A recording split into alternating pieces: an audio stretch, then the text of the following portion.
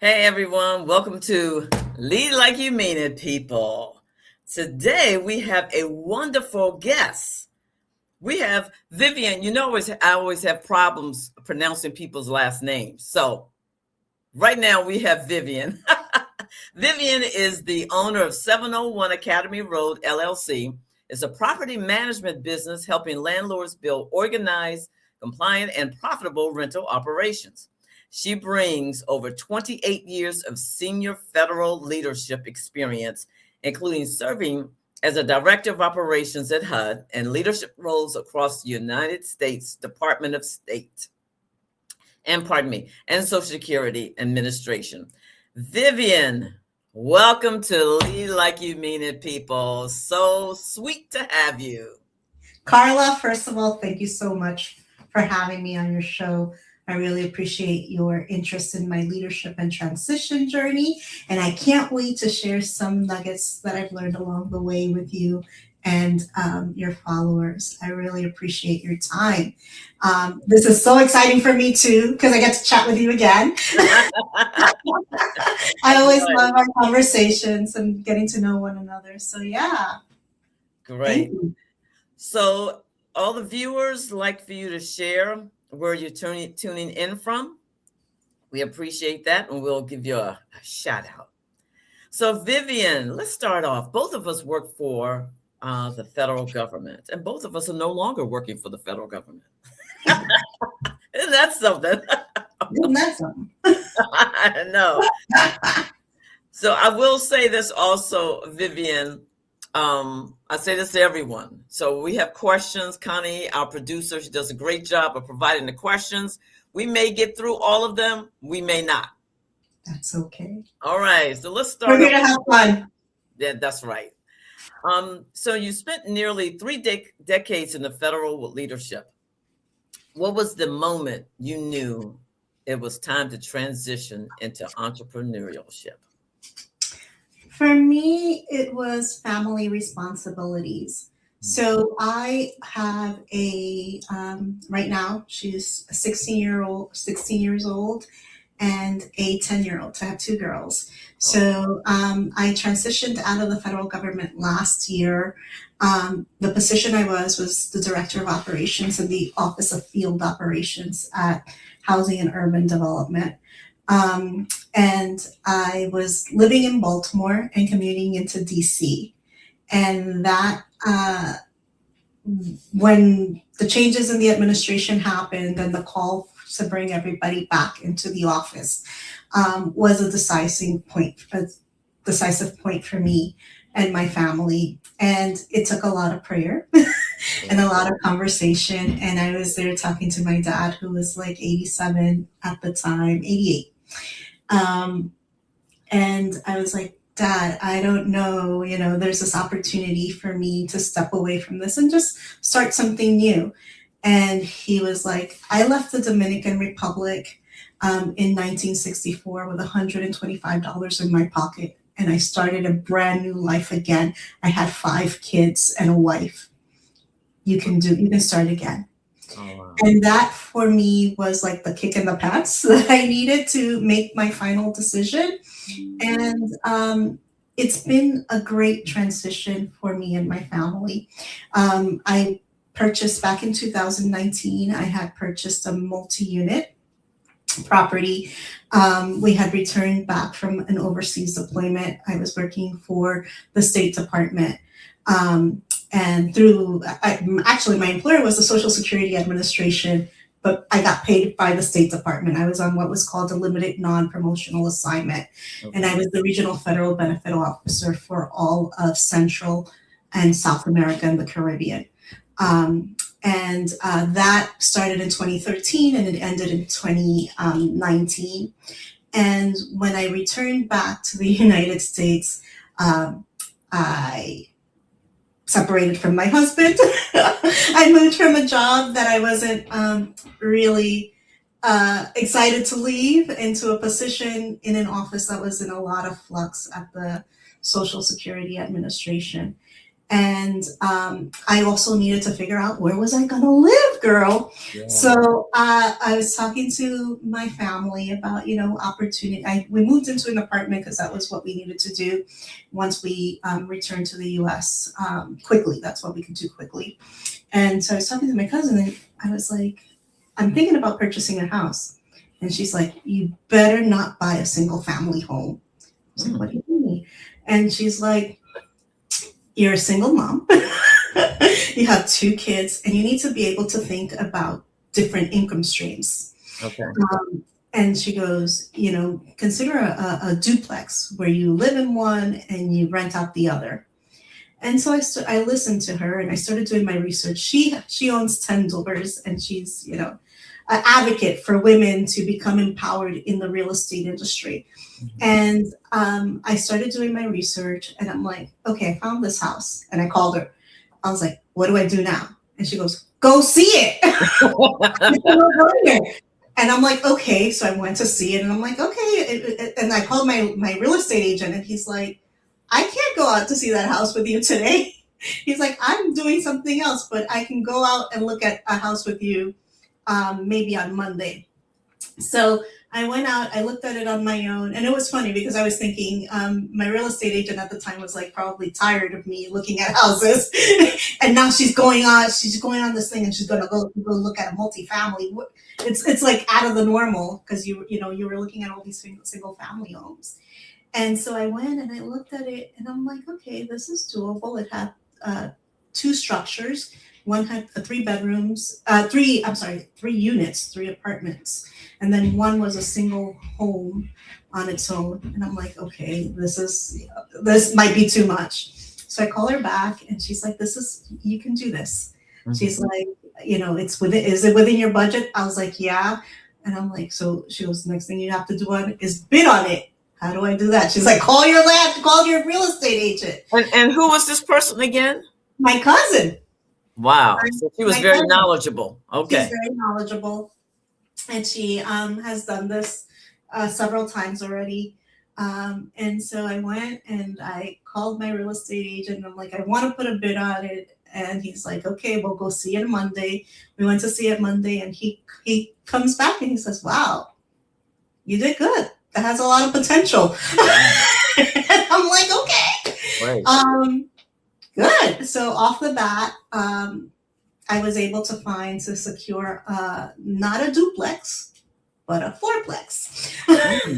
And I began managing that on my own. So since 2019 to the present, I manage 4 doors of my own. So what does that look like visually? I know what a duplex looks like, but what are you talking about, a fourplex? It's four apartments. So I have 2 1-bedroom apartments, mm-hmm. and 1 2-bedroom apartment in a single structure. Gotcha. And then I have a 3-bedroom apartment in another structure. Okay. So, and they're on the same lot. So it's very weird. It's a lot with 2 buildings on it. But there are lots that have 4 apartments in them. Mm-hmm. And you can use your traditional FHA or conventional loan to purchase these. Okay. So I took advantage of that because I was going to live in one of them at the time. So I purchased the home. I lived in I call it the cottage house because it's a smaller house with the 3 bedrooms off of the side on the property. So we moved into the cottage house there in 2020. In February of 2020. Oh, COVID. And I was like, we can live here. It's small enough, and we never spend enough time at home. So I was like, it's comfortable enough for us, for me and the 2 girls. COVID hit, and at that time it was a 2-bedroom house. I've expanded it since, and I was like, oh my God. I can't live here. This is driving me crazy. It's like, so now I'm homeschooling because my little one was in kindergarten at the time. And I have the preteen who's doing 6th grade from home. And then I have to work. So I was like, this is not working for us. But it turned out to be okay. We made it through COVID, but then my dad moved from the Dominican Republic to New Wow. York City, and things happened where family dynamics occurred, and he started to live alone in New York City. When he moved to New York City, he was living with my sister, but she lost her eyesight, and he had to live alone there for a while. Wow. And my family was like, he's here by himself. We need, I'm one of six siblings, but my siblings were like, he's more comfortable living with you. I was like, I don't have any space for him to live with us. So I always say God intervenes in the way that he Yes. does, and he makes a way where there is no way. And one tenant moves out in the house, the building that had the 3 units. And when the one tenant moved out, a tenant who was living in a 1 bedroom apartment said, "Oh, I want to move to the apartment that has the 2 bedrooms." Uh-huh. So I've had a tenant who has been living in the building prior to me purchasing it, and she still loves. She rented the 2 bedroom unit. She loves it, but it gave me the opportunity to bring my dad to live with us here in Baltimore. So And Vivian, so, this reminds me of, well, first of all, it reminds me of so many women who have taken in a parent while they're either working or building a business. yep. And then in your case, you're still raising two precious little ones at the Yep. time. So what did that do for you mentally? I have my dad, whom I'm sure you love, love, love. But what did that do for you mentally? Because now you have to take care of two precious ones, and then you also have to take care of, in a sense, I'm sure your dad was still independent at the time, but you also have to be mindful of him while you're still building a business. Well, What at that did time, I was still not in. I had not transitioned from the Fed, so I okay. was still commuting to DC. And again, what it did mentally to me was, hey, Vivian, it's time to pivot and Okay. find something where you can be present for your family and also have peace of mind, right? Because being in DC and having an aging parent in Baltimore and two Yeah. kids and trying to figure out how to get them and how to get to the train station, girl, every time I got to the train, the guy would be the conductor would be like, if you would just get here 5 minutes earlier, you wouldn't have to run to hop on the train. And I'm like, dude, I am like on a Swiss Yeah. time piece. I get here 1 minute before because that's the only opportunity I have to drop off the kid at school and drive here the 2 or 3 minutes that takes me from the school to get here to hop on the train. So I am so grateful for you just holding that door that extra 2 minutes as I'm like Yeah. hobbling down the road to get on the train. Because what it took for you to get there was something. Now, okay, let's talk about on the train, because I rode the subway, from Maryland through DC to Virginia Uh, for 11 years. I'm gonna ask the same question. What did it do for you mentally while you were on it that was, train? girl, it was painful, right? So I had always chased the promotions, and I chased the promotion to HUD. Uh-huh. So it was like, whoa, what did you do? Because I mean, I live 5 minutes away from my office at Social Security, right? So Mm-hmm. that was also and then again, during the pandemic, only had to do it a couple of times a week. But when it became something that you had to do every day of the week, it was very mentally challenging. And it was even more difficult, Carla, because I had my little one was always worried about when are you getting home? Because I would get home at Oh, 7 o'clock at night. And that took a toll on me as a parent. I'm like, because again, I'm the only parent she has, right? yeah. And she's like, where are you? Like, you haven't showed up. Like, so she would get by 6:45, and if the train, and like always, the train is delayed. Mm-hmm. I don't know if you've ever had to take the MARC, it never ran on time. And that would just, send her into a panic, like, where are you? And and even her grades and her behavior at school when I did that transition to work at HUD changed, right? Okay. So I would always get called by school and things like that. After I moved into entrepreneurship and started doing something else where I was more present, because my work hours are from 10 to 3. Okay. So I really made sure that whatever appointments, whatever needs to be done can be done within the window that she's at school. And I feel like her school work and she's even matured. So it's been a really good thing for my family and for my dad as well. He feels like he's not stressing out as to when are you good? Because I was the other one. When are you coming home? Yeah. Who was always worried. So I get to be here during the mornings. We have a routine, drink coffee, find out what's going on with his day, and then go from there. Yeah. You're present. I get that. Yeah. I want to talk about that pivot that you talked about earlier, as far as leaving the federal government. Along with, how did you navigate with giving up a leadership position? Not just with the federal government, but just, it's something that you mentioned about also, that you chase the promotions. I get that. I don't know what it is, but I get that. It's like you offered it to me, boom, I'm there. Yeah. But what did it do for you mentally, as far as the pivot that you mentioned, in order to say, I need to let it go and I need to take care of priorities, another priority in my life? Yeah, another priority that it was a very difficult time because I saw other people around me struggling with it as well. So remember that time when I left government, it wasn't just like when you left, it was retirement. I left when there was that mass exodus and there was a lot of confusion and a lot of just heartbreak, right? Through the process.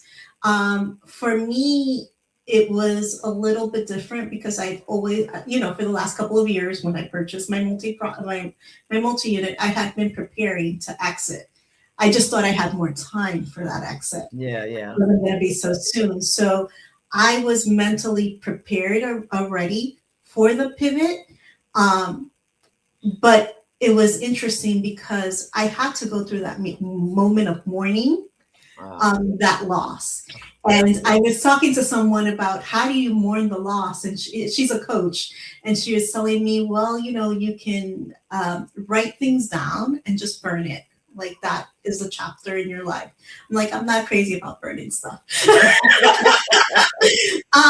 But I did spend a lot of time journaling and saying goodbye to that person that I was and reminding myself that it is going to be okay. And every year I have a word of the year that I pick. Or in 2025, I use Jehovah Jireh.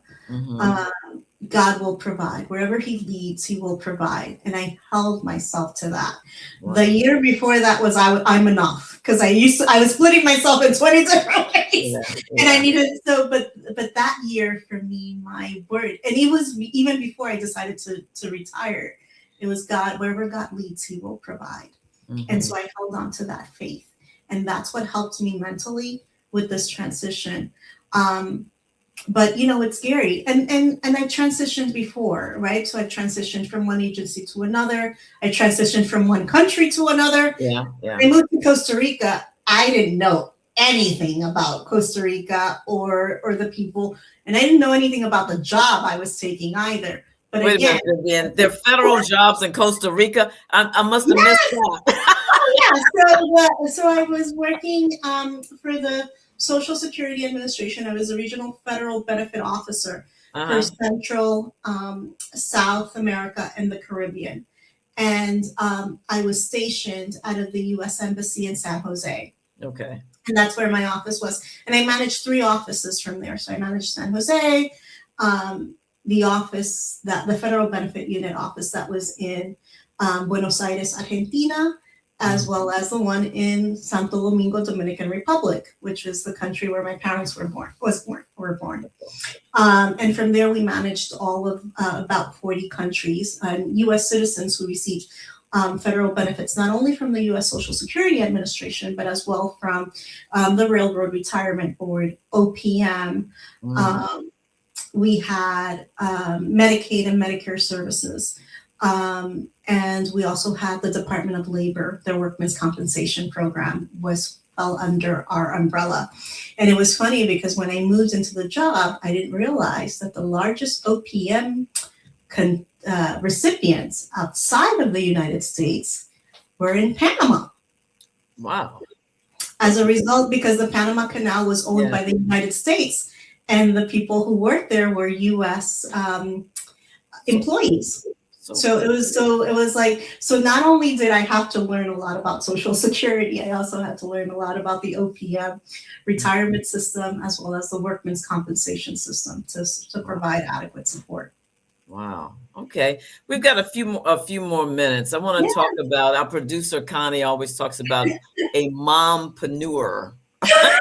Yes. So if you could share from a leadership perspective, what does a mompreneur look like to you? A mompreneur looks like a person who prioritizes their family before their enterprise, right? At least that's what it's been for me. And like I told you, my time frames for work are very specific. 10 to 3 during the weekdays. I try not to schedule any showings, viewing, any work-related things over the weekend, because that time is for whatever 101 activities the children have. And they have a lot. But for me, it's really finding balance between being able to live your goal, your life goals, and pursue your ambitions, as well as being able to be present for your family. Presence for me, I think, has taken the number one priority, and I think my family values it. Okay, all right. What is the biggest lesson that you have learned with owning multi-properties? The biggest is that I can do it. All right. Yeah, the biggest lesson that I learned is that, I won't lie, this stuff is scary. And for women, it's even scarier, because it's like, I don't know how to change. When I started, girl, I didn't know how to change a lock. What happens is if a window breaks, or this or that, right? Or what if something else breaks, right? Like plumbing, girl, I've had plumbing issues from day one. And just different little things that you don't know, but reminding myself that I don't know yet. That I don't know. The yet has been a very important factor of this journey. And surrounding myself with people who can help me. So I belong to a landlord community where we support one another. And one of our goals is to make sure that we do landlording the right way, right? That it's, because every time you think of landlords, you think of slumlords sometimes, I feel. But I want to make sure that, that I participate and I work with people, and I surround myself with people who are dedicated to providing quality housing and services to others. And one of the things that I learned throughout my journey in the federal government was customer service. If you knew me, you knew two things about me. One, I was customer oriented, even as whether it was dealing with face-to-face public or dealing with executives. My thing was figuring out what the customer needs and how to provide service to that customer effectively, efficiently, and being able to meet and negotiating successfully. And I bring those attributes into what we do in the landlording world. Most of the customers that I've worked with who take on my property management business have been people that I've met through that community. And and if you look at my platform information, like Facebook or things like that, you'll see that a lot of it is in Spanish, because my mission is to educate and help Spanish-speaking landlords. Although a lot of my recent customers have been English-speaking landlords who service Spanish language communities and need some kind of assistance with that and navigating that. And that has also brought me a lot of pleasure, because I get to serve within my community. I get to use my language skills. And I always laugh because people are like, okay, when I was in federal government, like, like when does your Spanish stop being, like when does your second language stop being unnecessary? Is it at grade 11? Is it at grade 12? Because as you move up the grades, you go into leadership positions. And I was like, I managed to use my language skills up to my grade 14 because I was working overseas in a serving a predominantly Spanish-speaking community. Well, although I would always argue that those Caribbean islands, most of them speak English. So they do. I've been to a few of them. They do. So to close this out, Vivian, say something to your audience about being an entrepreneur who's a mom and who's also supporting their dad. You've got I'll give you about a minute and let them hear it in Spanish. I'm going to go on mute. No te pongas en mute. Para mí ha sido un placer, de verdad, una vocación para poder ayudar a la comunidad latina, para poder darle servicio, para poder estar presente para mi familia. Es difícil algunas veces poder navegar este mundo como mamá soltera, como trabajadora, pero siempre salimos adelante, siempre hay oportunidades a las cuales hay que tomarla. Y como hay un refrán que dice, Anita, no te rajes, no importa los problemas que vengan, no nos podemos rajar, tenemos que seguir adelante. So I basically said that, there is an adage that says just like, Anita, don't break down. It's just it was a Spanish novela, but basically it means, that whatever comes your way, just keep going. Just do not, just keep moving forward, have faith, and just, things will work out. I feel that wherever I go, it's because God has led me there, and I have a purpose of being there. And this journey into entrepreneurship has been the same concept. It is something that I prepared for, because it didn't come out of the sky, right? It was things that I've been learning, and now that I help others with gain some information and knowledge from my own experiences, and also encouraging, because sometimes it's really hard, particularly for women, to get into the space, but it's possible. And the beautiful thing is that there's a huge community of women who support other women in real estate and in landlording. So that's what we're here for. All right. Well, Vivian, it's been a pleasure. Thank you for sharing with us. Thank you for talking to us about your journey from federal service into, owning your own business as far as providing housing for people, and also just the community who supported you with purchasing, the properties, and also the community that you're in, supporting your dad. I'm always for somebody taking care of their parent, because it's a pleasure to take care of your parent. It could be hard, but it's also a pleasure. And it's my second time doing it. It has been. It's been very rewarding. Taking care of your two precious sweet ones. So thank you for this time. I appreciate it. And ladies and gentlemen, again, we say thank you to Vivian. Hey, Vivian, we got like 30 seconds. Yeah. Tell me how to pronounce your last name. This is crazy. Adebayo. Yeah. Okay. Yeah. Thank you. You're welcome. Thank you, Carla. Bye. You. Next, we'll see you again in 2 weeks on Lead Like You Mean It, people. Thank you for the entrepreneurship that she shared. All right, folks, we're out. We'll see you in 2 weeks.